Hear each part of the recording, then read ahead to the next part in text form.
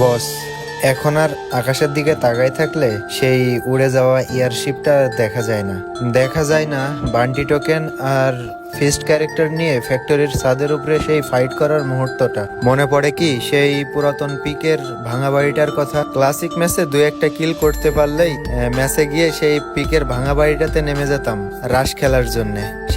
সেখানে নামতাম তো 4 জনই, কিন্তু বেঁচে থাকতো মাত্র একজন। 3 জন তো প্রথমেই মারা যেত। ওই ম্যাচের পুরা দায়িত্ব ওই একজনের উপরেই থাকতো, কারণ তখন তো আর ওই রিভাইভের অপশনটা ছিল না। কেউ কাউকে বকাবকিও করতো না, কেউ কাউকে দোষও দিত না। আর এখন একটা সময় আসছে, ম্যাচের ভিতরে যদি তুমি একটু খারাপ খেলো, নতুন প্লেয়ারদের যা না তাই বলে গালাগালি দেওয়া, আরো অনেক কিছু। গেমটা পুরো টোকাই পোলাপান দিয়ে ভরে গেছে। আমি সবাইকে বলতেছি না, ওল্ড প্লেয়াররা ভালোভাবে রিয়েলাইজ করতে পারছে যে গেমের ভিতরে কত টোকাই পোলাপান চলে আসছে, যাদের মুখের ভাষার কোনো ঠিক থাকে না, মা বাবা তুলে গালি দেয়। কিন্তু আমরা যারা আগেকার প্লেয়ার আছি তাদের একটা ক্যারেক্টার কেমন ছিল জানো?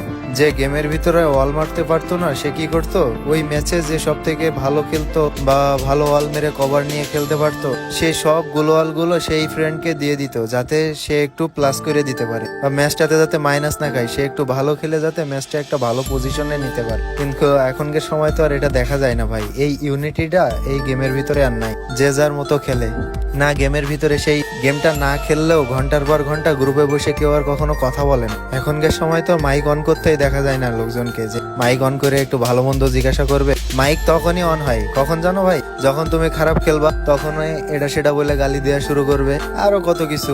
গেমের ভিতরে এই ব্যবহারগুলো ভাই বাদ দাও, কারণ তুমি একটা ছেলেকে গালি দিতেছো, সেও তোমাকে গালি দিতেছে, এই থেকে মনোমালিন্য শুরু। আর এত কন্ট্রোভার্সি কিসের জন্য ভাই? নিজেদের ভিতরে সামান্য একটা গেম নিয়ে কেন খারাপ ব্যবহার করবা, কেন গালি দিবা? সামান্য গেমই তো। আর একটা প্লেয়ার কখনো জেনে বুঝে খারাপ খেলে না। হয়তো তার নেটের সমস্যা থাকে একটু, অথবা এমন একটা জায়গায় বসে খেলতেছে সে পরিস্থিতি বা পরিবেশ গেমটা খেলার জন্য না, হয়তো বা তার হাতের যে মোবাইলটা আছে সে মোবাইলটা হয়তো অনেক বেশি ল্যাগ করে। সবকিছু বুঝে তারপর একটা কথা বলতে হবে একটা মানুষকে। মানুষের মনে কষ্ট দিয়ে কি কেউ কখনো বড় হইতে পারে ভাই? আমার ভিডিওগুলো যদি ভালো লাগে ভাই, অবশ্যই আমার পেজটা ফলো করে দিবা আর আমার এই ভিডিওটা একটু শেয়ার করে দিবা।